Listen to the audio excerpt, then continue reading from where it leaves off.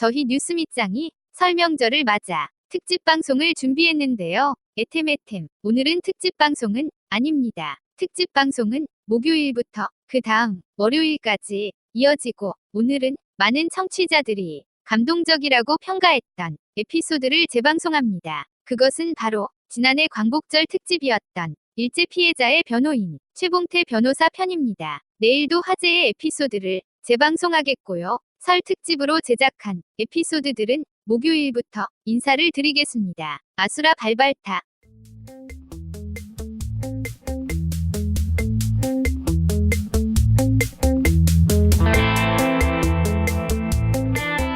하리로 맞이 김수민의 뉴스 밑장. 네, 저는 뭐 세상의 중심과 주변 있는 것이 그렇게 좋진 않지만 현실이 세상의 중심에 있는 이슈가 있고 이슈의 중심에 있는 사람들이 있습니다. 오늘 그분들 중에 한 분을 모셔봤습니다. 오늘도 그렇습니다. 변함없이 이 대표 이창원 인디 50 아직도 헷갈려. 인디 053 대표. 네, 안녕하십니까. 네, 그리고 천용길 뉴스민 편집장님 모셨습니다. 네, 안녕하십니까. 그리고 한 분. 네. 대구가 낳은 네. 정말 큰 자랑입니다. 이분은.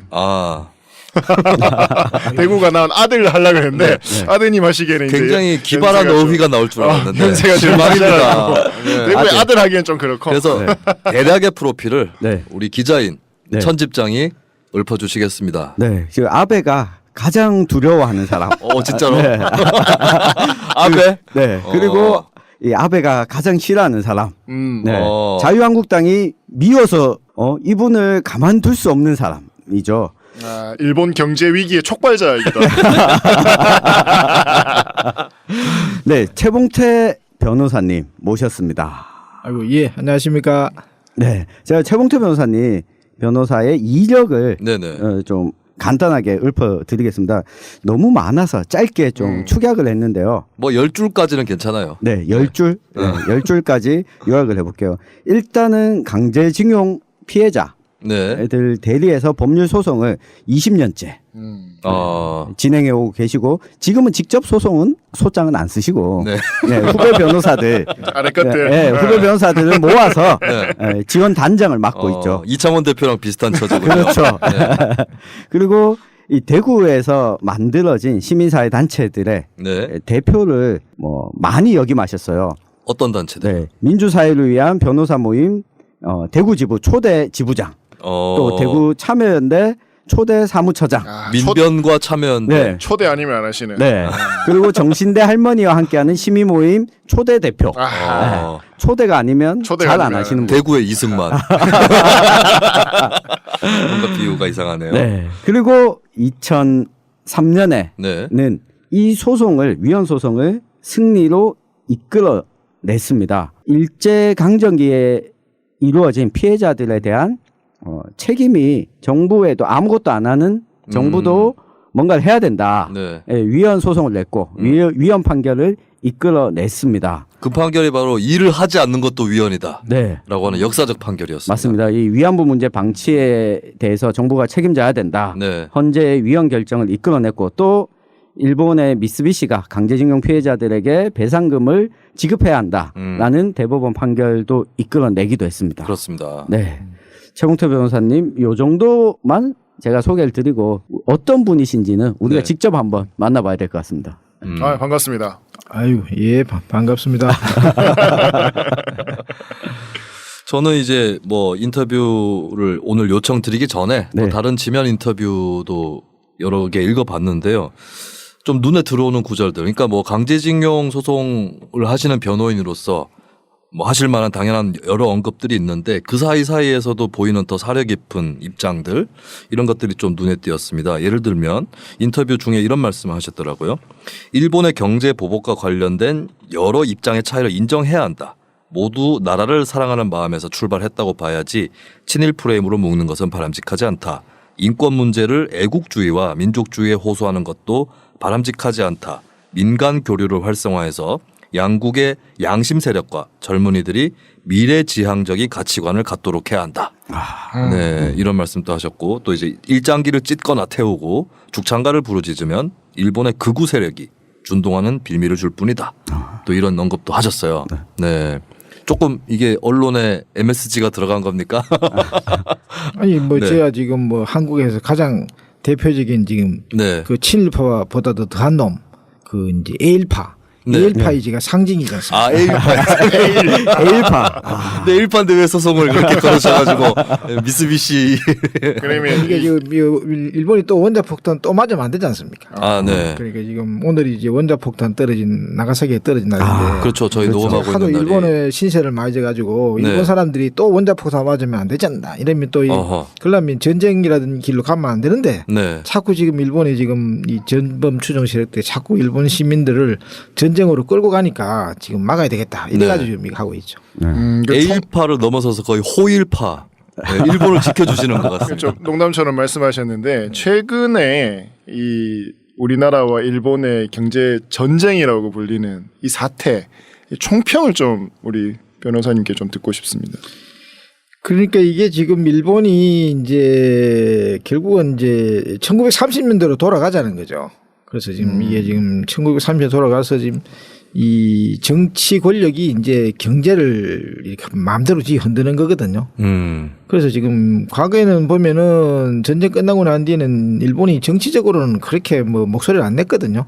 오로지 경제. 네. 정치는 무조건 이제 미국이 다 맡기고 뭐 그렇게 지금 해와가지고 지금 경제 변정을 했는데 이게 지금 이제 이 아베 정권이 들어오고 난 뒤에는 이제 일본도 좀 머리를 좀 쳐들고 이제 다시 한번 정치적으로 위상을 한번 잡아보자는 건데 근데 문제는 이게 지금 이 1930년대 쪽으로 가려고 하니까 이게 지금 문제가 있는 것 같아요. 100년 전으로 돌아가자. 그렇죠. 지금 뭐 우리 입장에서는 보면은 이 아베가 그렇게 개정을 해서 참 많이 지금 좋은 점이 많이 있거든요. 저는 우리 불교 용어로 지금 역행보살이다 이렇게 생각해요. 이게 지금 제가 원래 지금 저 월정사에서 행자 생활을 했습니다. 그러세요? 행자를 마치고 이제 졸업하고 이제 속세로 나왔는데 네. 그래 딱 이게 지금 내 눈에는 보면은 이 아베는 확실한 역행보살. 그러니까 우리를 잘 되기 위해 가지고 나쁜 역할을 해주는 사람. 네. 지금 이거 아베 때문에 지금 이렇게 남쪽에 이렇게 잘 단합도 안 되는데 이게 지금 국회가 열리지도 않다가 국회도 열리고. 네. 지금 또 한국 내에서 이 정리를 해야 할 인간들이 누구냐 이것도 싹 드러나지 않습니까? 피하고 주옥순이라든지. 내년 총선도 딱 네. 보면은 이 어떤 전설을 만드는 게 어허. 어떤 프레임을 짤 건가 이것도 눈에 확 들어오고 네. 또 이게 지금 남북을 얼마나 이 단합을 시켜줍니까? 그래서 참 아베가 참 역행보살 중에서도 큰 보살이다 이렇게 네. 이러다가 노벨 평화상 받는 거 아닌가 모르겠어요. 아베가 받을 가능성이 있는 것 같아요. 네. 트럼프보다 더 먼저 받으실 것 같습니다. 근데 아까 그 최 변호사님께서 친일이 아니라 에일이다. 에일. 에일파다. 에일 맥주 아니고 에일파다라고 이야기해 줬는데 여기에 근거를 보면 네. 고골 변호사님이 이야기를 좀 해주시면 좋을 것 같아요. 어쩌다가 친일을 넘어서 에일파가 됐냐. 그 전에 네. 일단 변호사님 프로필을 좀 다시 한번 살펴보면 일단 81년에 사후시험 합격을 하셨고 사법연수원 20기 수료신데 제가 그래서 20기 누가 있나 네. 찾아봤어요. 네. 쟁쟁하더라고요. 20기. 네. 일단 안택은 네. 와, 쟁쟁하다. 그 어떠셨어요? 같이 다닐 때도? 근데 이제 네이버에는 내가 지금 사법연수원 20기로 나오는데 21기. 21기예요? 아, 21기 이 입니까? 네이버가 잘못됐군요. 뭐다 실패. 이거 좋았는데. 네이버면 너무 요즘 안 돼. 그럼 사법연수원 21기 다시 찾아보도록 하겠습니다. 직접 물어보시지. 누가 있나요? 이라고 하니까 더 반갑네요, 저는. 네. 왜냐하면 제 21기 지금 우리 저기 국정의 기조실장을 하고 있는 이석수. 그다음에 네. 지금 청와대에 지금 들어가 있는 지금 김혜숙 법제처장 인사수석, 하다가 네. 인사수석도 지금 21기고. 네. 그다음에 이제 지금 헌법재판소에 지금 재판관 하고 있는 이선혜 네, 이선혜 재판관도 네. 지금 있고. 김경진 의원, 김경진 의원도 21기고 우리 진경준, 맞아요. 우리 동료입니다. 계십니다. 진경준 의원. 제가 의원이 아니라. 안택은으로 네. 좀 이야기 좀 엮어보려고 했는데 그때도 그렇게 손버릇이 안 좋았는지 그러시다가 이 유학을 가셨잖아요. 94년부터 97년까지 유학. 그러면서 이제 일본과 처음으로 이제 접점이 좀 생기신 것 어느 같은데. 지역으로 가셨죠?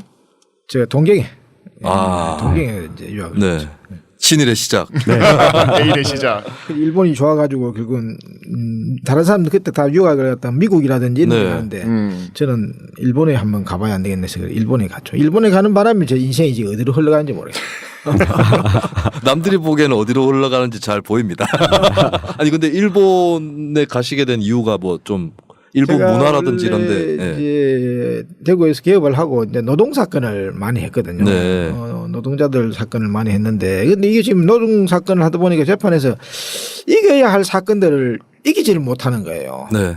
이 내가 봐서는 분명히 이거는 뭐 부당 해고다. 이건 자기 능력이 안 돼서 그런 거는. 그러니까 법적으로 너무 부족하다. 이리가 근데 이 가만 생각해 보니까 이제 공부를 더 해야 되겠는데 이게 미국 가가지고 미국 판례를 가져와 가지고 우리 한국 법원에 제출해도 이게 잘 안 통하거든요. 아. 법 시스템 다르고 하니까. 그러니까 네.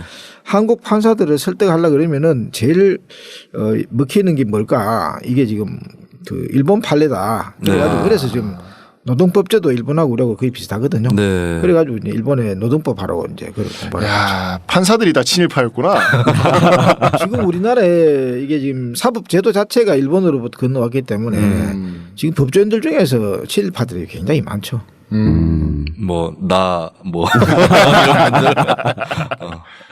그러시다가 이제 일본에서 유학을 하시다가 이 노동법 공부하고 계시는 그 와중에 일제 강제징용 피해자들을 처음 만나시게 된 건가요? 그러니까 지금 그때 여러 가지 뭐 일본군 위안부 피해자들도 그렇고 강제동원 피해자들이 이제 90년대 들어가지고 본격적으로 이제 일본에서 이제 재판을 하거든요. 그래서 제가 동경지방재판소라든지 이런 데 이제 그 과거 노동장 문제니까. 네. 그래 이제 우연히 갔었는데 제가 좀 쇼크를 받았죠. 이 지금 일본 시민들과 변호사들이 너무 많이 이렇게 헌시적으로 도와주는 거예요. 아 일본 사람들이. 그러니까 네. 제가 이제 한편으로는 고맙지만 한편으로는 부끄럽지 않습니까? 예. 그렇죠. 이거 도대체 한국 사람이 해야 될 거를 왜 일본 사람들이 이렇게 열심히 하나. 그래가지고 막 나는 그동안 왜 이렇게 이런 걸 몰랐나 이런 것도 자괴감도 느껴지고. 그래가지고 참 이쪽에 팔려가지고 시작했죠. 아, 쪽팔려서 시작한. 팔려가지고 재판 시작한 거죠. 이 보니까 애초부터 반일의 투사일 수 없었던 것이 어떻게 보면은 민족 문제 이상으로 노동 문제로 접근하신 측면이 커 보이고 또 처음부터 일본의 시민사회에서 굉장히 도와주셨다고 하니 이제 보편적으로 그렇게 출발하신 게 아니었나 싶어요. 그러면 당시에 일본 사회에서는 이 문제에 대해서 그럼 일부 뭐 좀 이 양심적인 세력들이 계속해서 이 사건을 들여다보고 또 문제를 제기했던 그런 상황이었습니까? 그렇죠. 그 지금 뭐 우리나라에서 지금 일제 피해자 문제는 사실 일본 시민들이 뿌린 겁니다.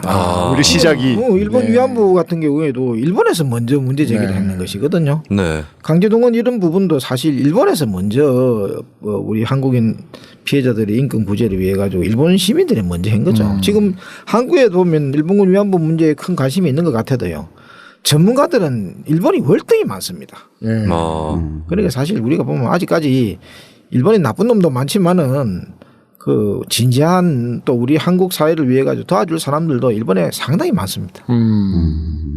그래서 유학을 마치고 돌아오셔서 뭔가 내가 역할을 해야겠다라고 해서 글을 쓰신 걸로 알고 있어요. 이 글을 보고 이 위안부 피해자인 이용수 할머니께서 최 변호사님을 찾아왔다고 하시더라고요. 이용수 할머니는 또 참고로 대구에 계시고 네. 영화 I Can Speak. 그렇죠. 네. 예, 우리 청취자 여러분들 많이 보셔서 나문희 씨가 주연을 했던 네. 그 나문희 씨 역할이 원래 이용수 할머니. 네. 그게 이제 두 분의 모델이 좀 섞였다고 네. 하죠. 네. 그래서 그때 이후로 바로 재판 소송을 같이 하신 거예요. 어떻게?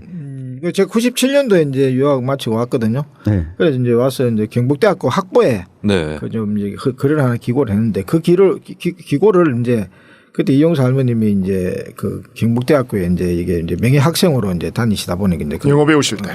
그래서 그걸 보고 이제 사무실을 이제 영남일보 기자하고 같이 왔어요. 같이 네. 와서 그래가지고 이제 대구에도 이거 지금 그 피해자를 지원하는 모임을 만들어야 되지 않나 이래가지고 지금 만들어진 게 97년도 12월 달에 이제 정신대 할머니 시민 모임을 네. 그래서 같이 만들었죠. 그래 만드는 벌써 지금 이제 한 20년 됐죠. 네. 그러고는 이제 강제동원 피해자 관련 소송은 언제부터 어떻게 시작하시게 된 거죠? 그러니까 이게 지금 한국에서 제가 이게 일제 피해자들 중에서 강제동원 피해자 소송은 2000년도 5월 1일 날 부산지방법원에서 미쯔비시 중공업을 상대로 해가지고 이제 재판을 하게 됐는데 5월 1일인 거는 노동절에 노동절이죠. 맞춰서 메이데이 새천년을 시작하는 네. 첫 노동절에 근데 이게 의미가 지금 있습니다. 우리 한국의 피해자들이 이제 의뢰한 게 아니고요. 그래서 지금 착수도 못 받았습니다.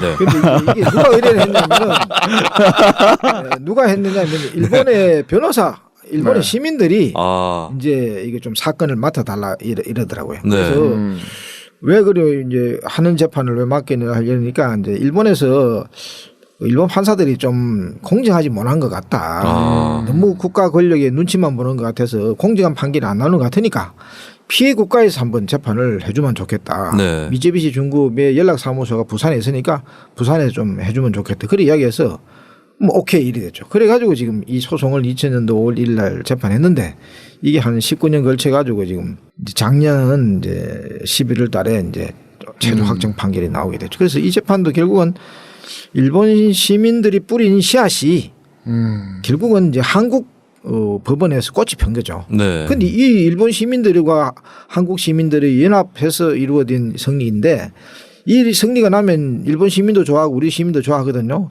그러면 서로 간에 경사다 이런 분위기로 가야 되는데 이게 지금 거꾸로 이 한전도 안 되는 이 전범 세력 추종 세력들 때문에 이게 좀 한일 관계의 악화의 원인이 되고 있는 게 참 가슴이 아프죠. 네.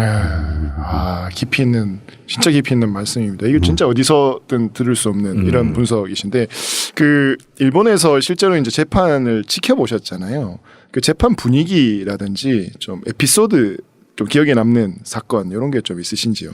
그러니까 이제 하여튼 일본에서 재판할 때 보니까 저는 뭐 일본 시민들이 적극적으로 이렇게 도와주니까 지금 한국 피해자들이 이제 일본에 가려 그러면 비행기 값을 대야 될 거 아닙니까? 네. 또 일본에 가려 그러면 먹고 자야 될 거 아닙니까? 네. 전부 다 돈이 필요할 거 아닙니까? 그런데 그 피해자들이 돈 내가 갈 수가 없는 상황이지 않습니까? 그러니까 일본 시민들이 자기들끼리 다들 모금을 해가지고 또 이 지금 재판하는 날에는 아침에 많은 사람들이 와가지고 추첨을 할 정도로 그 정도로 이렇게 이 방정석을 꽉꽉 채워주고 또 재판 딱 끝나면은 또 뭐 어떤 공간을 빌려가지고 또 재판 설명회도 하고 또 할머니들 뭐 아니면 뭐 할아버지들 이게 지금 격려하고 또 온천도 데려가가지고 또 쉬도록 해주시고 이런 거 쫙 보면은 참 이 같은 이 우리 민족으로서 우리가 봐서는 참 고맙죠. 고맙기도 고맙고. 그래서 하여튼 이 양반들 만나는 바람에 내 인생이 지금 어디로 흘러. 이 양반들 안 만났으면 내가 지금 열심히 돈 버는 소송하고 있어요.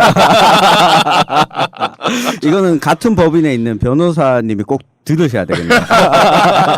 근데 지금 이제 땅이 이제 돈이 23조 원이 대마도까지 왔어.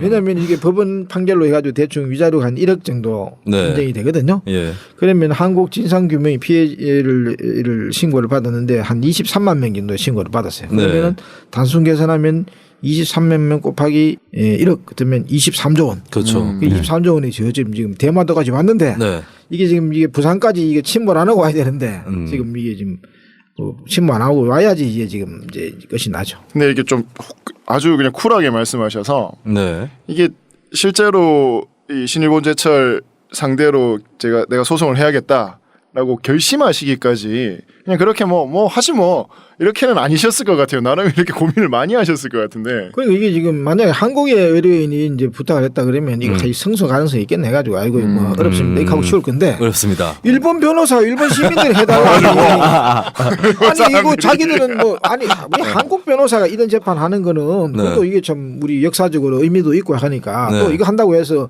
뭐 나쁜 소리는 잘 안 하지 않습니까? 네네. 그런데 일본 변호사라든지 일본 시민들이 일본에서 그런 재판하게 되면은 그 일본의 잘 모르는 시민들 입장으로 보면은 이 완전히 이거 국가 일본 이 반역자 아닙니까? 그러니까 반역자임에도 불구하고 자기들 도리가 열심히 하는데 네. 아니 한국에서 이 재판 해달라 하는데 이거 안 해준다. 이 말을 원하잖아요. 그 5년 전에 쪽팔렸는데. 일본에서. 그리고 지금 재봉태 변호사님의 시종일관 같은 논리가 내 배후에는 일본 시민이다. 그래서 저는 엘파라니까요. 이거 혹시 아베가 이걸 알고 자국의 양심적 시민들을 물먹이기 위해서 한국의 불매 운동을 유도한 것이 아닌가. 아 정말 일본 시민 사회의 힘을 느끼게 됩니다. 그렇게 2000년에 이제 이제 재판에 들어가셨잖아요. 예, 1심 때 이야기를 좀 해서 2006년에 이제 이게 판결이 첫 나지 않습니까?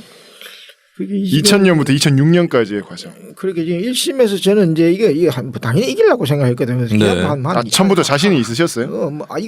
이게 상식적인 재판 아닙니까? 왜 그러냐면은 이 사람을 갖다가 강제로 끌고 가가지고 일 시키고 월급도 안 주고 피해를 입혔는데 이게 한국 법정이든 일본 법정이든 재판하게 되면은 그 피해에 대해 가지고 이게 사죄하고 배상하라 하는 판결은 이거는 상식이잖아요. 네. 어느 지금 법이 있는 나라에서 사람 억지로 끌고 가가지고 일 시켰는데 월급 안 줘도 된다. 뭐 사죄 안 해도 된다. 이런 판결하는 나라가 어디 있습니까? 그게 그건 피해 국가 아닙니까? 네. 피해 국가 법정에서는 이거는 뭐 당연한 일이지 않겠나 생각이 들었고 이것도 뭐 한 2, 3년 정도 하면 확정적으로 안 끝나겠네 싶었는데 네. 이게 뭐 2, 3년이 아니라 지금 20년 가까이 됐습니다. 이 한국이 아직까지는 법치주의 국가인 것 같아도 굉장히 취약한 법치주의 국가. 네. 굉장히 좀 정의가 좀 약한 그런 사회인 것 같아요. 그럼 그때 착수금도 못 받으시고 이 재판이 2, 3년 안에 끝날 줄 알고 시작을 하셨는데 6년까지 1심 판결 나올 때까지 6년이 걸렸는데 이때까지 오면서 어떻게 오시게 된 거예요? 소송을 진행하려면 그 돈도 있어야 되고 피해자들도 만나러 다니고 네. 피해자들도 모집하러 다니셨잖아요. 그러니까 이제 이게 원래 옛날에도 전쟁터에 나가가지고 한 사람의 장군이 공을 이루려고 하면 무수히 많은 사람들이 그 희생이 있거든요. 네. 이 대표적으로 뭐 우리 마누라. 그다음에 이제 우리 사무실에 있는 동료 변호사 완전 네. 민폐 끼쳤고. 근데 배우자분께서 남편을 장수라고 생각하지 않으실 것 같습니다. 근데 이제 네. 그래서 지금 항상 우리 마누라가 도망 안 가고 살아주는 것만 해도 감사합니다 이런 마음으로 살고 있습니다. 그런데 1심에서 저는 이제 이긴다고 생각했는데 1심에 졌어요. 네. 네. 참이 패소하시죠. 막힌 게 네. 이게 지금 그게 몇 년도였죠? 2006년. 2006년이죠. 네. 이거 이제 미쯔비시 같은 경우는 조금 다른데 하여튼 이랬으면 1심에서 진 이유는 뭐냐면 이제 시효 때문에 졌어요. 시효. 다른 거는 다 이겼거든요. 네. 다른 이제 이게 패소의 이유가 일본 법정에서는 여러 가지가 있었는데 예를 들면 뭐 전쟁 전에 회사하고 전후의 회사가 다르다. 그 논리가 있죠. 법적이 다르다든지 아니면은 뭐 그 국가 무답책 이론이라든지 아니면 뭐 이 지금 다른 여러 가지 이론으로 해가지고 일본에서는 졌는데 그 한국에서의 재판에서는 다른 건 다 이겼어요. 다른 건 이거는 뭐 중복저소 이런 것도 아니고 그다음에 관할 문제도 문제가 없고 그다음에 이게 지금 별개의 회사가 아니다. 법인격의 동일성이 이제 인정이 된다. 이런 것들 다 이제 이렇게 다 뛰어넘었기 때문에 이제 거의 다 이겼는데 딱 하나 이제 걸린 게 이제 시효다거든요. 근데 시효는 이 1심에서 제가 봐서는 이거는 2심에서 이기라고 하는 것 같다 이렇게 생각해요. 왜 그러냐면 시효는 이게 그 예를 들면 뭐 한국 전쟁 당시 전후에 어떤 민간인 피해에 대해 가지고도 그 이기는 판결들이 많이 나왔거든요. 네. 시효를 넘어서 가지고 그러니까 이거는 뭐 동종 판례들이 있으니까 이제 뭐 2심에서 이기라고 하는 것 같다 생각하고 희망적으로 생각했는데 2심에서 또 졌어요. 2심에서 진 거는 이건 더 기가 막힌 이유로 이제 졌는데 2009년 또 3년이 또 걸립니다. 2심에 지는 게. 어떤 이유냐 하면은 이게 지금 일본에서 확정 판결이 났기 때문에 그 확정 판결에 반하는 판단을 하지 못한다 이런 이유로 진 거예요. 그러니까 다른 나라 법원에서 이렇게 판례가 생겨버렸으니까 그 일본 법정이죠. 일본 법정에서 이러니까 우리도 이거를 뒤집지 못한다. 그 기판력에 이제 그 반하는 판결을 원한다니까. 그게 저는 이거 보고는 이제 기가 막혔죠. 왜냐하면은 우리가 지금 해방이 됐잖아요. 네. 해방이 됐는데 지금 이게 일제 시대 때도 아니고 지금 이 일본 법원의 판결을 반하는 판결을 원한다? 이거는 우리 헌법상 도저히 용납할 수 없다 이런 생각이 들었거든요. 그래가지고 이제 대법원에 이제 이걸 갖다가 이제 상고를 해놔놓고 열심히 이제 상고 유서를 썼죠. 이 판결 이거는 도대체 우리 헌법을 부정하는 판결이다. 이게 일반 판결 같은 경우에야 일본 판사들도 여러 가지 신중한 심리를 해가지고 판단하는 거니까 지금 우리나라 법원에서도 존중해 주는 거는 맞지만은 이거는 지금 일제 침략과 관련돼 가지고 이게 지금 합방을 갖다가 합법적이라고 보는 그런 생각을 하고 있는 일본 법원 판사들의 그런 판단의 그 어떤 기초를 이게 부정하지 않고 한국에서 그대로 그에 반하는 판결을 못한다. 이거는 대한민국 아직까지 해방 안 됐다는 걸 자인한 거니까 이 헌법에 대한 그 부정이다. 네. 이 임시정부에 대한 부정이다. 이런 식으로 해가 강력하게 지금 그렇게 주장하죠. 예를 들면은 이렇게 이야기했습니다. 아니 일본 법원에서 독도가 일본 땅이다 이래 판결하면은 한국 법원에서 따라하란 말이야. 아 이거 그 그렇잖아요. 영화 변호인에 보면 네. 조지 포머라고 그 누구죠? 거꾸로인데. 네, 그거는. 그건 거꾸로인가? 거기서 이제 그 뭐야 송강호가 네. 조지 포먼하고 알리하고 알리 붙었는데 붙었는데. 김일성이 알리 응원하면 나는 알리 응원하면 뭐 국가범법 위반이냐 네. 뭐 얘기한 그 거죠. 논리 어. 예, 비슷한 것 같은데. 그러니까 일본에서 독도가 일본 땅이라고 판결하면 그에 반하는 판결 못한다. 이게 이제 우리 국민 정서에 맞습니까? 네. 우리 헌법에 안 맞잖아요. 그걸 이렇게 강력하게 이렇게 이제 그런 형태로 이제 주장하니 이제 김능함 대법관이 딱 보고 아 이거 지금 이거 패소 판결했다가는 이게 지금 절단 나겠다 싶었겠죠. 그 전에 1심, 2심이 1심을 패소하셨잖아요. 9년 정도 걸렸는데 이게 피해자분들이 그간의 희망을 그래도 좀 걸고 계시다가 1심, 2심 아무래도 지게 되면 뭐 물론 이 논리에 맞지 않더라도 많이 좀 위축되고 실망도 많이 하셨을 것 같은데 피해자분들이 당시에 좀 어떠셨는지요? 그러니까 지금 저희들이 지금 이렇게 재판하면서 피해자한테 죽을 지금 못한 짓을 했죠. 재판하는 과정에서는 다 돌아가셨으니까. 네. 그러니까 이 지금 판결이 지금 빨리 나와야 되는데 이게 지연된 정의는 정의가 아니거든요. 네. 이 뭐 피해자들 다 돌아가시고 나는데 성수 판결 나가지고 뭐 합니까? 네. 그래서 지금 뭐 1심, 2심 때 졌을 때 피해자들도 아마 상당히 그 많이 고통스러웠을 거고 그래서 저도 스트레스가 많이 받았죠. 스트레스 많이 받았는데 그래서 저는 이제 촛불 혁명을 통해 가지고 제일 덕본 사람이 나는 이제 문재인 씨라고 난 생각했거든요. 네. 왜냐하면 어쨌든 간에 촛불 혁명 해가지고 대통령까지 됐지 않습니까? 네. 근데 가만히 생각해보니까 그게 아니라 제일 덕본 사람은 전 것 같아요. 왜냐하면 촛불 혁명이 안 났으면은 이게 지금 뭐 사법 뭐 농단으로 해가지고 네. 만약에 이게 지금 뒤집어가지고 졌다고 이게 나고 생각했을 때 제가 변호사면서 평생 죽을 때까지 지금 스트레스 받았을 거 아닙니까? 이 자책하면서 살았을 거 아닙니까? 근데 다행히 지금 재판 이겨가지고 지금 감 지르고 지금 그러니까 재판 촛불 혁명의 최대의 수혜자가 내다 이렇게 네. 재판하시는 과정에서 좀 양승태 대법원장 이상하다 이런 것 좀 낌새라든지 근데 이게 지금 재판할 때 이 판사들은 좀 변호사 말을 들어야 되거든요. 네. 변호사 말만 들었으면은 지금 이 국난이 안 들어야 됩니다. 네. 제가 어떻게 했냐면은 이 이제 대부분 앞으로 해가지고 공개변론 열어달라 했거든요. 공개변론. 공개변론을 열어가지고 네. 뭐 지금 이 한국에서 지금 이 문제가 있다고 생각하는 전문가들 다 나오라 해라. 그리고 일본에 지금 우리 한국 대법원 판결에 불만 있는 사람들 다 나와라. 그래 논리를 한번 전개해 보라는 거죠. 그래서 이게 몇 번이라도 이제 공개변론을 했으면은 이 판결이 나는데 대해 가지고 이렇게 지금 반발이 일어나지는 않거든요. 네. 다 이렇게 설득을 할 거 아닙니까? 그래가지고 지금 공개 변론을 열어가지고 해달라고 이야기했는데 지금 공개 변론 안 하고 지금 이렇게 사바사바 하다가 지금 결국은 한 번도 안 했나요? 공개 변론 안 했죠. 그러기 때문에 지금 이렇게 후유증이 있는 거예요. 네. 그리고 지금도 아직까지도 판결을 늦추는 게 맞다라고 주장하는 사람들이 또 있습니다. 예. 그게 정신 나간 사람들이죠. 저 같은 경우도 이제 판결 내용대로 그대로 집행을 할 수는 좀 없을 거다. 외교나 정치적인 게 중요하다고 생각하지만 그렇기 때문에 오히려 판결을 좀 빨리 내렸어야 했어요. 그렇죠. 그게 결과가 나와야 그걸로 어떻게 뭘 해보든지 할 거 아닙니까? 그렇죠. 예. 그래서 지금 사법자제 해야 된다 뭐 그런 하는 사람인데 제가 봐서는 사법자제를 너무 해가지고 이런 일이 그렇죠. 벌어진 거예요. 그렇습니다. 예. 아니 차라리 공개 변론을 열어가지고 우리가 뭐 사법자제든 사법적극 그런 걸 떠나가지고 법대로 하면 되거든요.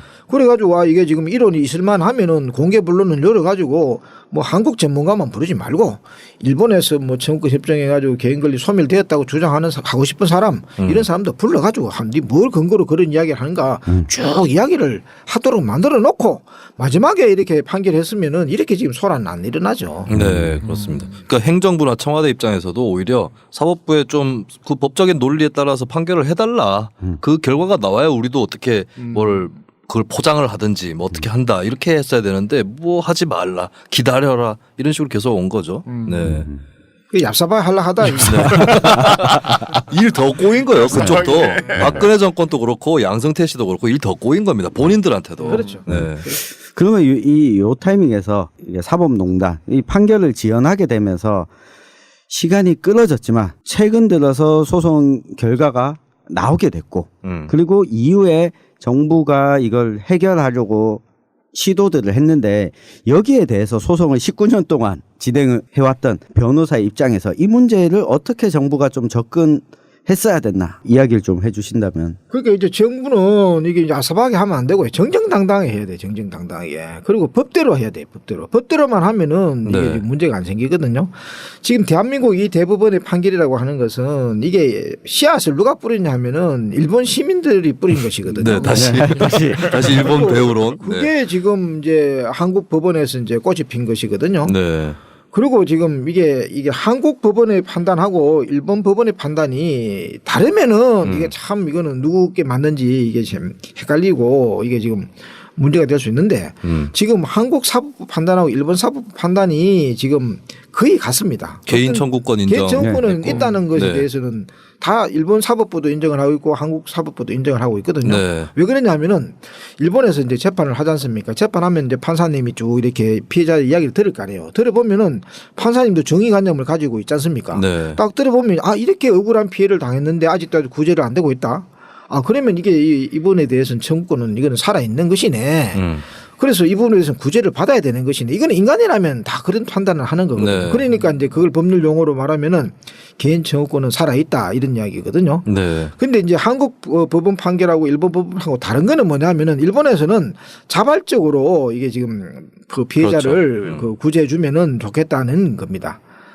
판결을 통해 성립 판결하기는 어렵지만은 이 자발적으로는 구제를 해달라는 거고. 네. 그래서 제가 생각에는 일본 기업들이라든지 일본 정부가 자기 나라 지금 최고재판소에서 하락하는 대로만 했으면은 우리 한국에서 이런 재판 할 필요도 없잖아요. 네. 그런데 그들 안 하니까 지금 한국 우리 대법원에서는 강제하는 판결을 한 것밖에 없거든요. 그러니까 실질적으로 청구권이 살아 있다는 것은 동일한데 이게 지금 왜 법치주의 국가에서 이게 지금 이런 판결 나왔다고 해서 이게 마찰이 생긴다든지 분쟁이 생긴다든지 하는 건 이거는 있을 수 없는 일이죠. 네. 얼마 전에 이 노영민 청와대 비서실장이 강제동원 피해자 배상을 위한 정부의 1+1 방안 이게 한일 기업의 공동기금 조성에 대해서 피해자들과 사전 합의가 있었다라고 이렇게 이야기를 했었는데 여기 이제 변호사님이 나오셔서 그런 적 없다. 라고 또 저희 청와대 비서실장하고 세게 붙었죠. 예. 아니 왜 붙어야 되냐 하면은 네. 이걸 안 붙으면은요 이게 기정사실화가 될 거 아닙니까? 그렇죠. 놔두면은. 기정사실화 되기 때문에 아 이거는 어떠한 희생이 있더라도 이거는 막아야 되겠다 싶어가지고 지금 그리고 방송 인터뷰도 하고 됐는데 그 지금 이제 노영민 비서실장이 이제 앞으로 본인이 해야 할 일을 갖다가 과거에 있었던 것처럼 이런 말을 하는 거예요. 그래서 그러니까 진행 중도 아니고 이제 계획 잡고 있는 상황. 앞으로 해야 할 일을 해야 할 일. 헬라 일을 과거에 했다 지금 이런 말을 한 거죠. 그래서 지금도 이게 지금 우리 정치인들이 좀 정신을 차려야 될 게 이게 피해자들을 우리 한국 정치인들이 존중을 안 하면은요. 네. 지금 일본에서 피해자들 존중해 주겠습니까? 그렇죠. 그래 지금 한국에 힘 있는 정치인들이 피해자들을 만나지도 않고 이 대법원 판결 났는데도 이게 지금 그 피해자들하고 무슨 대체 회의를 하는 것도 없고 이렇게 지금 피해자 알기를 우습게 알고 있는 거거든요. 네. 그렇게 이렇게 한국 정치인들이 피해자를 알기를 우습게 아는데 일본 아베를 상도로 해가지고 이 판결을 이행해가지고 지금 피해자 구제하라 이런 말을 못 하는 거 아닙니까? 네. 그리고 지금 또 일본에 대해 가지고 우리가 지금 그 잘못하고 있는 건 뭐냐면은요. 이 일본을 상도로 해가지고 이게 지금 판결을 준수하라고 이야기하려고 하면 우리가 약점이 없어야 되거든요. 네. 그런데 그렇죠. 지금 우리나라도 지금 이거 헌법재판소의 위헌 결정에 대해 따르고 있지 않지 않습니까? 아까 전에 지금 이야기했는데 2011년도 8월 30일 날 위헌 결정이 났거든요. 어떤 위헌 결정이냐 하면은 일본군 위안부라든지 원폭 피해자에 대해 가지고 이렇게 지금 뒷짐지고 아무것도 안 하는 거는 이게 헌법에 위반된다고 결정이 네. 났잖아요. 네. 그렇죠. 났는데 지금 위헌 결정이 났지만 8년이 다 돼 가도록 지금 안 하고 있지 않습니까? 네. 그러니까 결국은 우리나라 정부도 지금 이 위헌 결정 상황을 지속시키고 쉽게 이야기하면은 우리나라 헌법재판소 결정을 알기를 우습게 아는데 네. 그렇게 그런 상황에서 이제 일본 정부 보고 법원 판결 존중하라 말을 못 하지 않습니까? 그렇습니다. 그래서 지금 특히나 지금 일본군 위안부 문제가 중요하거든요. 저는 강제동원 피해자 이 문제를 갖다가 해결하려 그러면요. 일본군 위안부 문제 먼저 해결하지 않으면 이게 해결 안 됩니다. 아, 위안부부터 해결해야 된다. 네. 왜냐하면은 우리나라 그 사람들이 이 일제 피해자 문제에 그걸 별 관심이 없어요. 지금 뭐 강제동원 피해 문제 거의 관심이 없어요. 네. 지금 꼬직 이제 조금 관심이 있는 부분은 뭐냐면 위안부는 조금 관심이 있습니다. 위안부 피해 문제에 대해서. 네. 왜냐하면 뭘 보면 알 수 있냐면은 이게 인터넷 포털에 들어가 가지고 위안부라고 이렇게 딱 치면은 검색어 넣으면은 나오는 기사양. 네네. 그러면 강제동원 피해자 이래 쳐가 나오는 검색량이 네, 보면은 천양지차입니다. 빅데이터 분석을 하시는군요. 그러니까 이 체감상으로도 이제 강제징용은 사실 피부에 좀 와닿지 않는다고 해야 되나? 그러니까 이 위안부는 이게 굉장히 좀 자극적인 요소. 위안부는 저는 두 가치가 가지 가지고 차원이 있으니까. 한국 사회에 공존하고 있다고 보는 게 분명히 이제 페미니즘적 맥락이 갈수록 더 짙게 깔리고 있고 네. 국제사회에서도 저는 위안부 문제 때문에 오히려 국제사회가 한국을 페미니즘 선도국가로 보는 측면이 있다고 보거든요. 그리고 두 번째는 고전적인 건데 사실 좀 가부장주의도 깔려 있어요. 그렇죠. 한국 사회 어떤 남성 가부장 입장에서 내 자존심이 다쳤다. 우리 누이를 지키지 못한 이런 것도 같이 좀 이렇게 지금까지 축적된 것과 또 새로운 흐름들이 맞물리면서 굉장히 민감한 문제가 됐죠. 그러니까 이게 지금 우리 국민들이 그래도 관심이 이제 있는 이 일본군 위안부 문제도 이게 지금 제대로 해결을 못하고 있는 판에 네. 지금 강제동원 문제를 갖다 우리 한국 지금 정부 능력으로 해결할 수 있겠습니까? 그래서 제가 항상 이야기하는 거는 지금 할 수 있는 것부터 네. 하기 쉬운 것부터 그거 먼저 해라. 지금 그래 이야기를 하고 있거든요. 그런데 지금 일본군 위안부 문제 같은 경우는 최근에 나고야에서 지금 평화의 소녀상 가만히 앉아 있는 이 지금 소녀상도 지금 인정을 못 한다고 해가지고 지금 네. 뭐 온갖 모욕을 하고 그다음에 나고야 시장이라는 사람은 위안부 피해가 있었든지 없었든지 자체다 뭐 심스럽다는 동 이런 소리를 하고 있잖아요. 그런데도 가만히 있지 않습니까? 우리나라 이 네. 정치인들이. 네.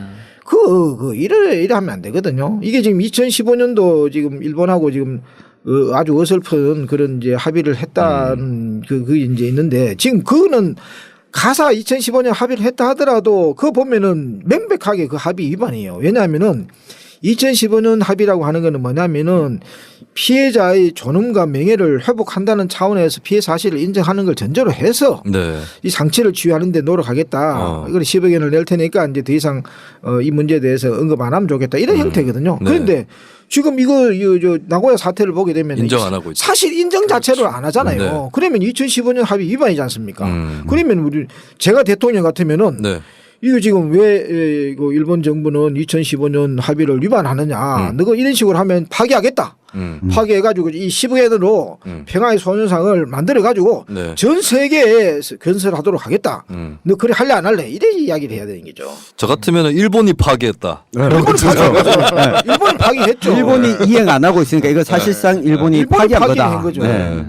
위안부 얘기도 나왔는데 잠깐 조금 돌아가면 이제 강제징용 해법에 대한 얘기들이 막 나오고 있잖아요. 이제 문재인 정부의 일본 기업, 한국 기업의 1+1 안도 있고 이제 일본 정부 쪽에서는 제3국 중재위원회 얘기를 해왔었죠. 변호사님은 좀 뭐 여러 가지 또 복잡한 생각이나 고민들이 있으실 것 같은데 이런 방안들은 어떻게 보십니까? 그렇게 일단 이제 일본 정부가 이제 중재 가자는 거거든요. 네. 그런데 이제 중재를 갈 필요성이 있으면은 가도 괜찮아요. 네네. 그런데 이게 중재에 갈 필요성이라고 하는 거는 예를 들면 한국에서는 사법부가 이게 지금 개인 청구권은 살아있다고 이야기를 하고 네. 일본 사법부는 개인 청구권이 이제 소멸됐다고 이야기하면은 누구 말이 맞는지를 가리기 위해서는 이제 3자가 필요한 중재로 가면 되죠. 네. 그런데 아까도 이야기한 것처럼 일본에서도 지금 개인 청구권이 살아있다고 이야기하고 한국에서도 개인 청구권이 살아있다고 이야기하게 돼. 그러면은 개인 청구 살아있으니까 구제를 하면 되지. 중재에 왜 가요? 네. 그게 갈 필요성이 없는데 지금 이게 중재로 가자고 이야기하는 것 자체가 지금 팩트하고도 안 맞는 억지 주장에 이제 불과한 것이고요. 그래서 지금 일본 정부는 지금 이렇게 이중 플레이를 하면 안 됩니다. 지금 자기 국회에서는 개인 청구 살아있다고 이야기 해놔놓고 한국 언론들 상대할 때는 마치 소멸된 것이냐 왔다 이렇게 하니까 지금 한국 사람들 헷갈리잖아요. 네. 그러니까 그렇게 이중 플레이를 이제 하지 말라고 딱 이렇게 협상을 할 때 이제 강력히 이야기를 해가지고 시정시킬 필요가 있고요.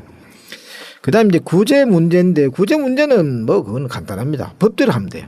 법대로 하는 건 뭐냐면은 이제 법원의 판단을 존중하면 되는 거거든요. 네. 예를 들면 이제 일본 정부나 일본 기업들은 이제 일본 사법 판단을 존중해 가지고 자발적으로 구제하면 되는 거고 지금 한국의 법원 판결을 보게 되면은 이제 그 한국 정부나 한국 기업들도 이제 책임이 없는 것은 아니다는 네. 것이거든요. 그렇죠. 왜냐하면 60년도 한일 협정을 맺어 가지고 그 우리 피해자들이 일본에서 재판하면 지도록 만들었잖아요. 네. 한 푼도 보상금도 못 받아왔음에도 불구하고 이제 지도록 만들었으니까 한국 정부도 책임을 져야 되고 또 포스코 같은 경우에도 포스코 홈페이지에 딱 보면은 조상들의 피와 땀을 가지고 우리가 회사가 만들어졌다. 막 이런 식으로 쭉 돼 있거든요. 네. 그러니까 이게 일제 피해자들의 희생과 관련이 있다는 건 인정하는 거니까. 그러면 한국 기업들도 한국 법원에서는 사회적 책임이 있다는 판단이 있거든요. 네. 그러면 그 책임을 한국 기업들도 져야 되는 거니까. 그래서 법원에서 책임이 있다고 하는 그런 이제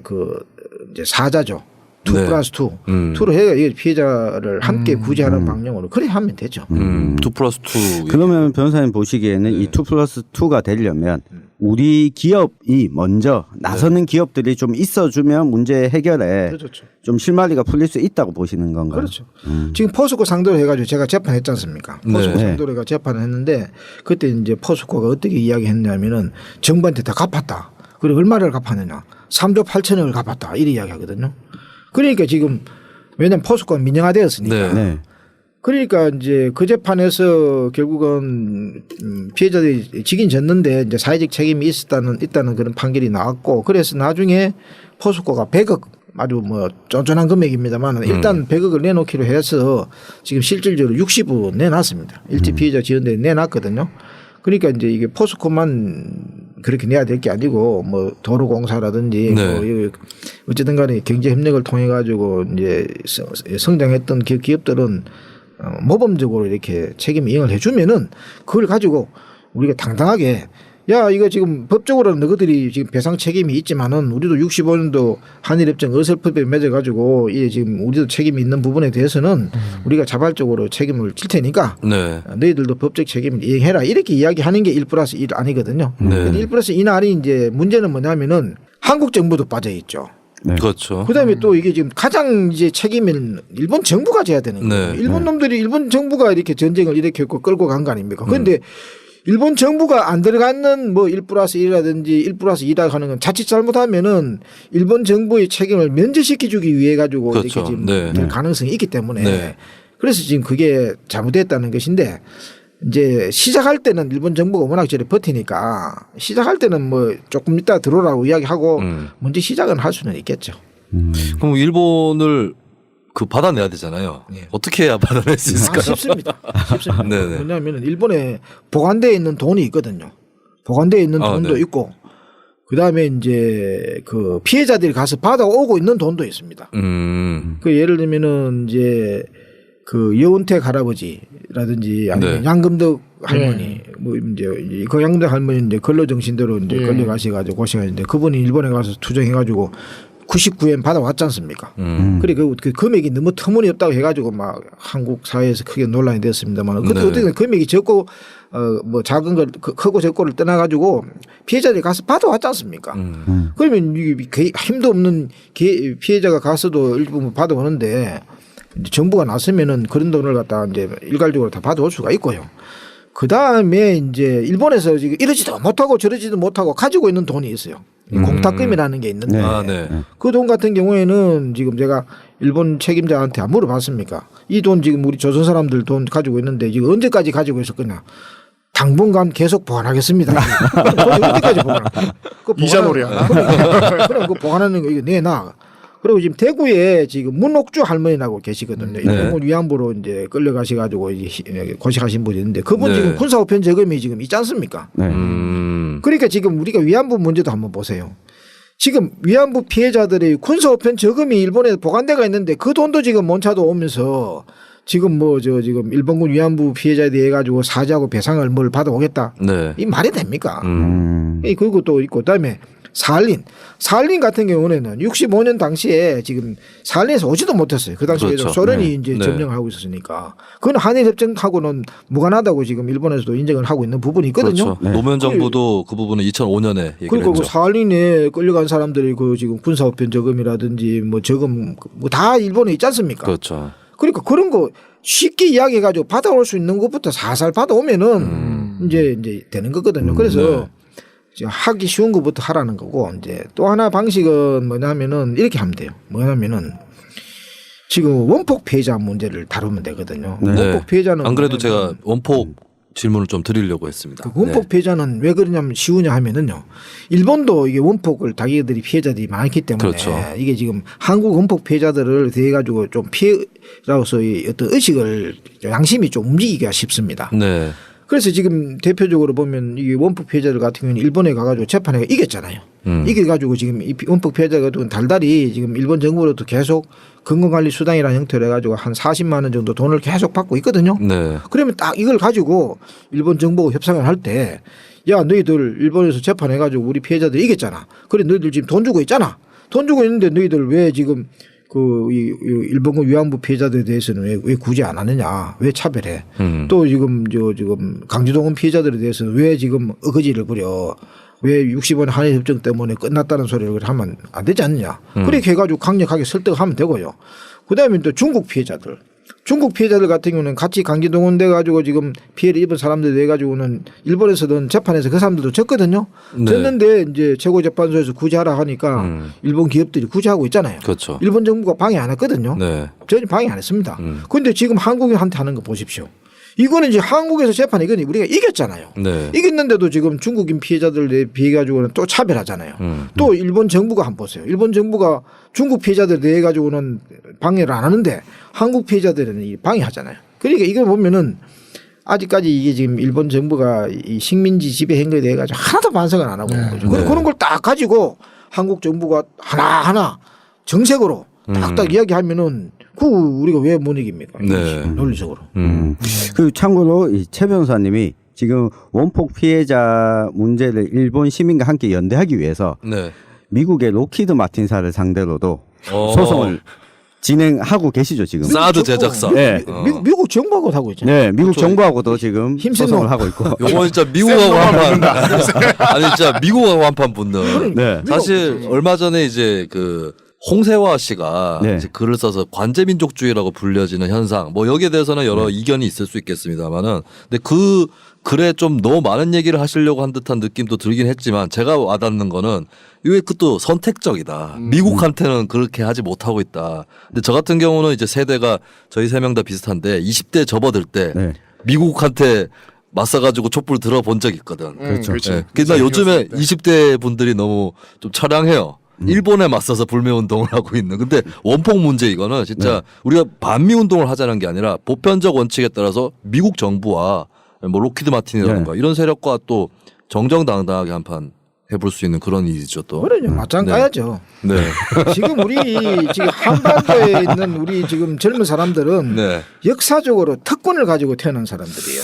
네. 왜냐하면 할 일이 많잖아. 이거 지금 맞아요. 남북 통일을 시켜야 되지. 네, 네. 지금 지금 개차반 같은 일본 놈들 저도 사람 만들어야 되지. 그다음에 지금 이 세계 제일 깡패 지금 미국 상대로 해가지고 저 지금 인간 만들어가지고 지금 미국의 그 총기 때문에 지금 학생들이 죽어 나가거든요. 그렇죠. 그 미국에서 죽어가는 지금 미국인들도 학생 젊은 사람들 살려줘야 되지. 네. 할 일 많습니다. 한국의 젊은 사람 할 일 많아요. 홍콩에 또 우리 민주화 운동 연대해줘야 되지. 그것도 좀 따가지고 중국도 민주화 시켜야 되지. 그렇죠. 할 일이 태산이야. 북한도 이제 야 너가 핵 닫으라 해가 닫아야 되지. 네. 예. 베트남 전쟁 피해 문제도 해결해야 그렇죠. 되지. 야, 또 우리가 힘드네요. 앞장서서 네. 그러니까 네. 이최 변호사님이 이 강제징용 피해자 소송을 19년 했잖아요. 네. 미국 정부와 로키드 마틴사를 상대로 소송을 한 게 이제 3년 전이었거든요. 이것도 한 19년 정도 간다고 보면. 에 그거 가혹해. 지금 최 변호사님 표정이 상당히 안 좋습니다. 백세시네. 그 표정이 집에는 뭐라고 얘기하지? 집에는 뭐라고 얘기하지? 마누라한테 뭐라고 하지? 이 표정이신데. 네, 제가 네. 최근에 최봉태 변호사님을 좋아하는 따르는 젊은 민변 변호사들과 만났는데 네. 한동안 너무 힘들어하고 있었대요. 하는 족족 재판에서 자꾸 진다. 네네. 도대체 내가 뭐가 부족한 건가. 그래서 그 차라리 이야기를 노동변호 할 걸. 나는 지금 재판 한 전 적이 없는데. 왜냐면 집에서도 나는 이기고 있는 중이다. 딱 한 번만 이기면 돼. 마지막에 이기면 돼. 아, 마지막에 이기면. 방금 마지막에 하셨던 이기면 9회 말에. 이 이야기를 해주셨다고 해요. 아, 그러니까 9회 말에 재판은 마지막에만 이기면 되기 때문에 신경 쓰지 마라. 과정이 어찌됐건 끝만 좋으면 되는 거예요. 지면은 이길 때까지 하면 돼.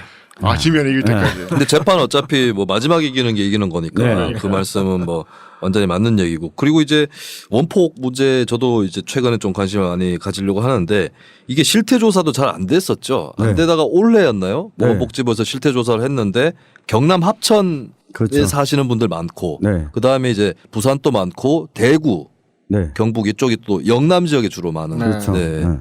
저희 지역 저는 문제이기도 합니다. 지금 이게 우리 촛불혁명을 했기 때문에 네. 촛불혁명을 경험한 사람들 같은 경우는 이건 인류에 대한 우리는 어떤 면 의무를 가지고 있는 사람들이거든요. 네. 정말로 좀 제대로 된 이 세계를 만들 수 있는 그 자격이 있는 사람들. 왜냐하면 우리 이겨봤지 않습니까? 네. 지금 이게 민주적으로 해가지고 핵변을 이렇게 지금 그 권력자들을 갖다 감옥에 쳐넣는 거, 피 한 방울 흘리지 않고 이런 거는 인류 역사상으로 많지 않거든요. 맞습니다. 이런 이제 승리의 경험이 있기 때문에 이걸 우리만 잘 먹고 잘 사지 말고 전 세계를 향해 가지고 회양, 제가 지금 행자기 때문에 네. 불교 용어로 회항을 해야 됩니다. 회항을 네. 해야 되는데 그러려면 이제 지금 미국을 갖다가 지금 제대로 된 세상을 만들어 줘야 되거든요. 네네. 만들어 주려 그러면은 미국을 인간다운 세상으로 만들기 위해서 가장 좋은 게 원폭 문제입니다. 원폭 네. 피해자 문제입니다. 그러니까 저는 항상 하는 이야기가 미국은 핵무기를 가지고 있지만 우리는 더 강한 원폭 피해자를 가지고 있다. 그래서 지금 사람의 이 의식이라고 하는 것은 인간이 만든 어떤 무기보다도 강하다. 이건 제 이야기 아니고 호치민 선생 이야기거든요. 네네. 그러니까 지금 이게 핵무기를 물론 강하지만 우리는 핵무기보다도 더 강한 원폭 피해자를 가지고 있다. 네. 그래서 지금 원폭 피해자를 가지고 있기 때문에 이걸 가지고 이 지금 미국에서 평화를 사랑하는 세력들을 규합을 해가지고 다시 또 미국에서 해가지고 네. 한판 해가지고 이제 네. 미국이 군수 산업을 일단 길을 들여야 되죠. 네. 원폭 소송은 지금 어느 정도 진행이 되고 있습니까? 지금 한국에서 지금 이제 서울중앙지법에서 계류 중인데 네. 지금 다 이렇게 번역을 해가지고 이제 소장 다 번역을 해가지고 내라 이런 이야기가 다 번역을 해가지고 지금 송달 절차에 지금 들어가 있습니다. 그럼 만약 네. 이게 송달되면은 미국 정부라든지 로키드 마틴이라든지 보잉 두퐁 뭐 이런 어허, 회사들이 네. 다 피고로 들어가 있거든요. 네. 자기들이 핵무기를 만든 거고 사용한 게 대해서 책임이 있는지 없는지 네. 잘했다고 하는 건지 잘못했다고 하는 건지 이제 이게 지금 법정에 이제 그 의견을 밝히게 되겠죠. 네. 그럼 그걸 가지고 이제 역사적으로 핵무기 사용에 대한 법적 정의를 갖다가 이제 세우는 거니까 의미가 있죠. 소송 상대 일본 정부는 일본 정부는 안 들어가 있고 이제 네. 미국 정부 그다음에 로키드 마틴 그다음에 보잉은 이제 B-29 만드는 거예요. 네네. 그다음에 이제 두퐁 그다음에 이제 우리 한국 정부도 집어넣어놨습니다. 네네. 그 힘도 없는 일본 정부는 빼놓고 야, 여기서 자신감이 묻어나네요. 아시아 대표다. 네. 저는 조금 궁금한 거는 이게 비슷해 보이는데 완전 다른 방면일 수 있는 주제인데 얼마 전에 이제 또 국군포로 강제 노역에 네. 관한 또 소송이 이제 시작이 벌써 됐는데 이제 재판이 시작됐나요? 그러면서 김정은 위원장을 상대로 배상 청구를 했거든요. 네. 법조인으로서 그건 또 전망을 어떻게 보십니까? 이게 저는 이제 이게 이제 정치 문제, 외교 문제로 보게 되면 복잡하게 해석이 되는데 네. 인권 문제로 본다 그러면은 근데 그 소송이 진짜 인권 위해가 한 건지 아닌지는 한번 점검을 해봐야 되겠죠. 네. 뭐 인권을라는 차원에서 본다 그러면은 뭐 가해자가 어떠한 국가 권력이든지 뭐 책임져야 될 게 있으면 책임져야 되겠죠. 네. 그 소송도 좀 두 가지 맥락이 있는 것 같아요. 하나는 이제 강제징용 피해자 소송을 보고 우리도 할 수 있다. 네. 요 차원이 하나 있고 두 번째는 조금 이제 반북 세력이 글쎄 얼마나 참여하고 있는지 모르겠지만 조금 즐기고 있는 듯한 그것도 있긴 한데 저도 이제 인권 문제라고 보기 때문에 그 소송도 앞으로 좀 지켜보려고 하는 취지에서 또 질문을 드렸습니다. 네. 그리고 제가 요 질문은 또 꼭 드려야 될 것 같은데 최 변호사님이 지난해 베트남 전쟁 피해 마을에 여기 아이들에게 뭔가 지원을 해주자 학교도 지어주고 이런 지원을 해주자 이 모금을 위해서 대구에서 걷기대회 행사를 열었잖아요. 그때도 놀라웠던 게 고엽제 전후회 공동 주최로 고엽제 전후회 회원분들을 함께 와서 대구에 있는 고등학생들이랑 걷기 대회를 하고 여기서 얻어진 수익금을 가지고 또 후원을 하게 되는 이렇게 진행했는데 어떻게 보면 충돌할 수 있는 집단이고 충돌할 수 있는 이야기를 모두 우리가 같이 피해자이면서 동시에 가해자이기도 하다 이런 맥락에서 접근을 하신 것 같아서 지금 앞으로 뭐 강제징용 문제와 관련해서 일본 정부와 직접적인 해결책 말고 일본의 아까 사실상 우리의 배우였던 일본 시민들과 어떤 식으로 우리 시민들이 함께 할 수 있는지 몇 가지 아이디어와 제안들을 주시면 청취자들도 듣고 그냥 불매운동 그렇죠. 만 하는 것이 아니라 여기서 좀 더 나아가서 일본 시민들과 뭔가 같이 할 수 있겠다. 네. 이런 아이디어를 이야기해 주시면 좋을 것 같아요. 저는 이제 외구들이 이제 그 침입을 왔을 때는 답은 딱 나와 있다고 지금 보거든요. 네네. 이제 과거에 이제 우리 선조들이 어떤 답안을 가지고 있는지 그걸 이제 연구해 보는 것이 제일 좋은데 이게 이제 조선시대 숙종 때 네네. 그 이제 과거 시험이 있었습니다. 숙종께서 이제 과거 시험을 냈는데 어떤 과거 시험을 냈냐면 왜구들이 지금 울릉도 독도에 침범을 자주 하고 있다. 네. 그래서 이걸 어떻게 하면은 좋을지 이제 논하라 이래 된 거죠. 그래서 1번 이 군대를 보내 가지고 강력하게 진압을 해 가지고 다시는 일은 못하도록 본때를 보여준다. 그다음에 2번 이게 지금 일본하고 대화를 통해 가지고 사이좋게 공동으로 뭐 이렇게 다시는 일을 못하도록 그렇게 지금 규제를 하도록 한다. 그다음에 3번 다른 대안이 있으면 뭐냐. 그래 이제 됐는데 그때 이제 답이 이제 어떤 답이 있으냐 하면은 이제 심세덕인이라는 답이 있습니다. 심세덕인이라는 심세덕인이요? 그러니까 정세를 잘 살피고 네. 사람을 얻으라 이게 이제 심세덕인이죠. 네. 그러니까 1번 강경론 이거는 안 좋다. 왜냐하면은 그 험한 바다, 그 먼 바다를 갖다가 지금 본토에서 이 백성을 보내가지고 지키려 그러면은 네. 얼마나 백성들에게 피해가 많이 가느냐. 그래서 그 강경론은 그건 덕책이 아니다. 그 다음에 온건론, 대화를 통해가지고 사이좋게 하자. 그거는 외국의 성격을 몰라도 너무 모르는 뭐 나이브한 생각이다. 그것도 네. 안 된다. 그러면 뭐냐. 그게 이제 심세덕인 정세를 잘 살피고 사람을 얻으라는 것이거든요. 그러면 사람을 마음을 얻는다. 이게 굉장히 추상적인 것이 보이는데 아닙니다. 굉장히 구체적으로 이 해법이 나와 있어요. 네. 첫째, 일본 관련되어 가지고 협상을 하는 사람을 정말 전문가를 네. 발탁을 해라. 의리부리한 사람, 뭐 권력을 따라가는 사람 이런 게 아니고 네. 정말로 일본에 대해서 잘 알고 일본을 움직일 수 있는 사람을 담당적으로 뽑고 그 다음에 일본에 지금 나쁜 놈만 있는 게 아니거든요. 일본에도 이제 전범 추종 세력들이 물론 있습니다만은 일본에 선량한 시민들이 많이 있기 때문에 선량한 시민들의 마음과 그분들의 어떤 그 힘을 길러줄 수 있는 노력을 지금 해라. 그래서 한 줌도 안 되는 전범 세력들을 갖다 고립시켜 가지고 깨끗하게 이게 지금 이제 그 없애버리는 형태로 해가지고 네. 일본 외구를 진압하면 된다. 이게 지금 심세덕인이거든요. 근데 네네. 이게 지금에서 딱 맞는 거죠. 왜냐하면 불매운동 같은 경우는 뭐 이제 자연스러운 애국심의 반로니까 그거는 뭐 당연히 이거는 네. 그 규제하든지 이런 건 바람직하지 않다고 생각하고요. 근데 이게 지금 일본에 있는 사람들, 선량한 사람들의 마음을 잃어버리는 행위를 하면 안 되거든요. 예를 들면 뭐 태극기를, 국기를 찢어버린다든지 아니면 뭐 이렇게 그 일본 사람들이 봐가 뭐 불안하게 느껴지는 뭐 좀 이런 배타적인라든지 이런 거는 제가 봐서는 오히려 아베를 도와주는 거예요. 네. 아베한테 먹이를 주는 그런 행위니까 그런 건 하면 안 되고 정말로 이 연대, 이 시민연대 그런 걸 통해 가지고 이게 지금 지금 한 점도 안 되는 이 전범 추적 세력들을 갖다 고립시키는 게 이게 지금 해법이라는 건데 네. 저는 그게 지금도 딱 맞는 해법이라고 생각하거든요. 저는 그냥 이제 좀 웃기는 상상이지만 최봉태 변호사님이 귀화를 네. 일본으로 귀화를 하셔가지고 일본 범민주 세력의 대표로 아베를 끌어내리고 정권 정말 교체를 골치 아플 것 같습니다. 정권 교체를 이루면서 네, 아니 소송 걸고 막. 일본의 그 일왕도 백제 후손 아닙니까? 한국 출신 일본 총리 나오라는 법이 없습니까? 그럼 뭐 저는 뭐 A파니까 일단 첫 번째 자격증은 됐고 네. 그다음에 이제 한국 국적 포기를 했으니까 두 번째 자격증 됐고 제가 2003년도 8월달에 네. 일제 피해자 문제를 해결하려고 지금 노력하다 보니까 이게 지금 대한민국 사회가 너무나 일제 피해자들에 대해 가지고 이렇게 무관심해서 네. 전국에 있는 일제 피해자들을 청와대 앞에 다 오시라 했지 않습니까? 오시다가 뭐 그때가 2003년 8월. 2003년 8월 네. 노무현 정권 때죠. 네. 초기에. 그래가지고 지금 이런 나라의 국민 말로 하십니까? 지금 나라가 없어가지고 제일 고통받는 분들이 여러분들인데 지금 이 여러분들이 이렇게 지금 이 우리나라에서 이렇게 무시당하고 이런 네. 나라 국민 말로 하십니까? 국제 포기합시다. 네. 오케이 해가지고 그때 뭐 일본군 위안부 피해자들도 나는 이런 나라의 국민 안 합니다. 이거 딱 써가지고 네. 그 청와대에 딱 갖다 준다고 막 밀어붙여 경찰도 네. 막고 있는데 쳐들어가고 그랬지 않습니까? 네. 그래서 제가 국적 포기 운동 주동자로 찍혀가지고 그래, 자칭 무국적자.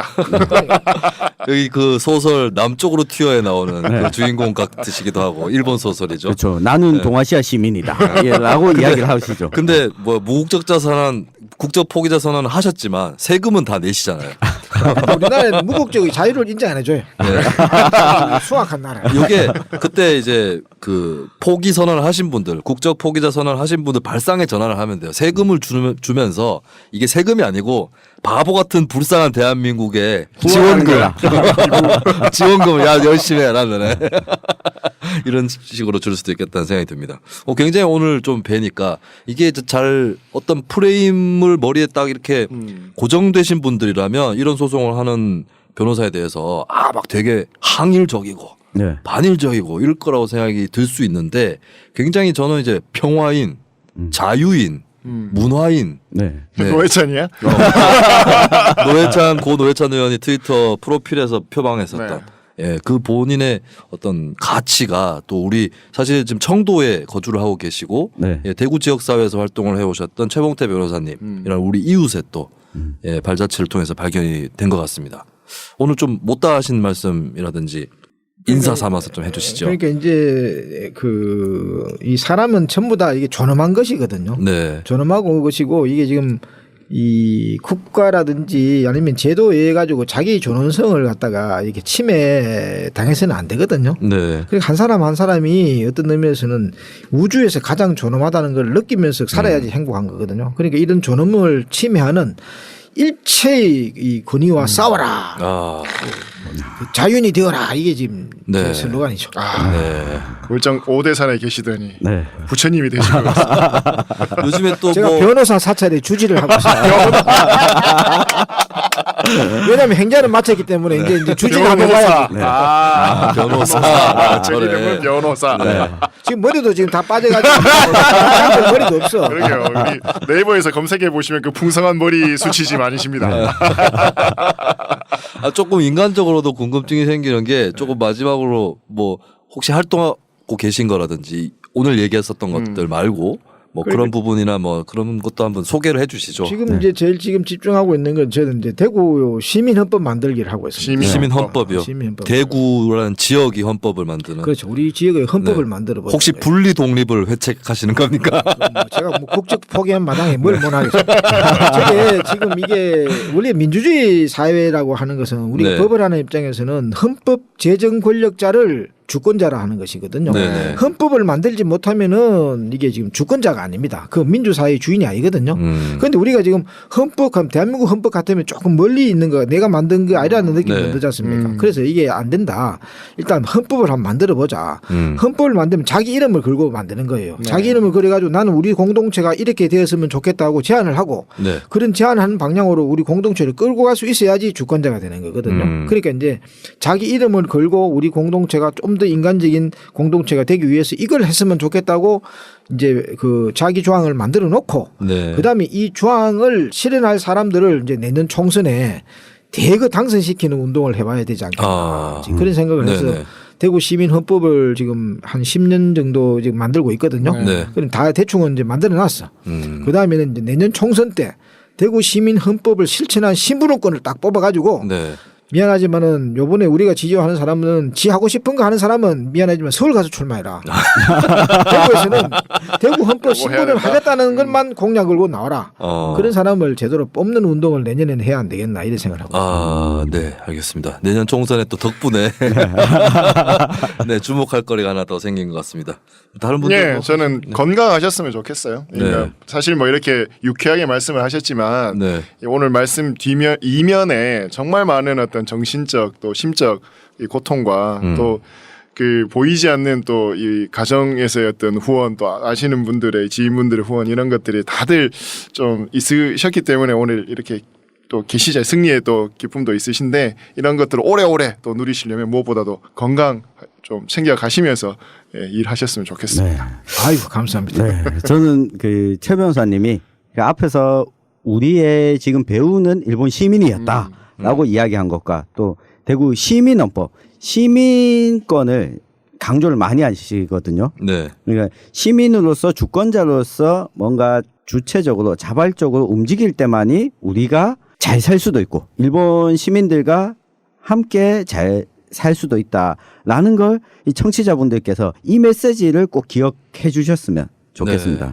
저는 이제 나름대로 나중에 제가 평론가 생활을 현재 하고 있지만 나중에 좀 정치 컨설턴트를 하고 싶은 생각이 있는데 내년에 이제 대구 시민헌법을 관철시키시는 최 변호사님의 솜씨를 봐서 제가 아까 말씀드렸던 네. 일본 총리 프로젝트를 실행하거나 네. 아니면 일본으로 기화까지는 좀 그렇다 하신다면 네. 저는 대한민국 조선민주주의인민공화국 그리고 네. 뭐 나중에 이어서 일본이나 중국도 해당할 수 있는데 아세안에 가입하는 거 것을 좀 많이 생각을 해요 요새. 네. 그래서 최봉태 변호사님은 아세안 집행위원장으로. 아이고 감사합니다.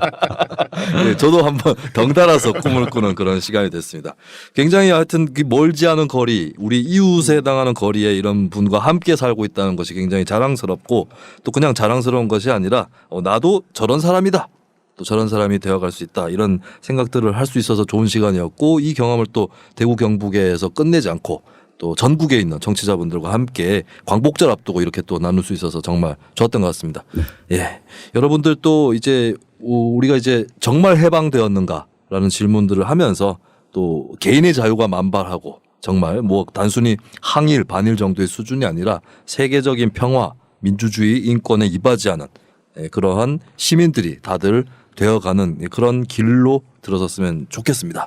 오늘 방송 여기까지 들어주신 분들 모두 감사드리고 또 출연해 주신 최봉태 변호사님과 우리 패널들 모두 감사드립니다. 저희는 여기서 일단 인사를 드리겠습니다. 고맙습니다. 고맙습니다. 고맙습니다.